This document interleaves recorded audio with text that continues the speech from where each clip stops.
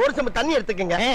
அத தோசைக்கல்ல ஊத்தி அதுக்குன்னு வழக்கமா ஒரு விளக்கமாறு வச்சிருப்பீங்கல்ல? ஆமாங்க. அத அடிப்பக்கமா திருப்பி சரிங்க. வரட்டு வரட்டு வரட்டுன்னு ஒரு 4 இழுப்பு இழுத்து சரிங்க. நல்லா கழுவி விட்டுருங்க. சரிங்க. ஒரு கிண்ண நிறைய மாவு எடுத்து பெரிய ரவுண்டாவும் இல்லாம சின்ன ரவுண்டாவும் இல்லாம சரிங்க. பொதுவா ஒரு ரவுண்ட ஊத்தி 4-5 வெங்காயத்தை போட்டு அள்ளி பொடி பொடி பொடியா நறுக்கி அப்படியே மேலாப்ல பரபரன்னு தூவி விட்டு சரிங்க.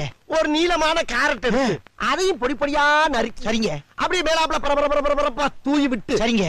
ஒரு 16 கரண்டி நெய் எடுத்து சரிங்க. அதுல 6 கரண்டி நெய்ய உள் சைடு அப்படியே லேசா விளாவி விட்டு சரிங்க. 10 கரண்டி நெய்ய தோசைக்கு வெளி சைடு அப்படியே மேலாப்ல விளாவி விட்டு சரிங்க.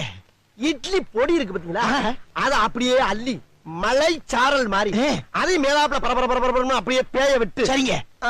பொத்துனாப்ல அப்படி ஒரு பருத்து இப்படி ஒரு பருத்து அப்படியே ரெட்டு கலர்ல முருக விட்டு கம கமன்னு ஒரு ஊத்தப்பத்தை எடுத்து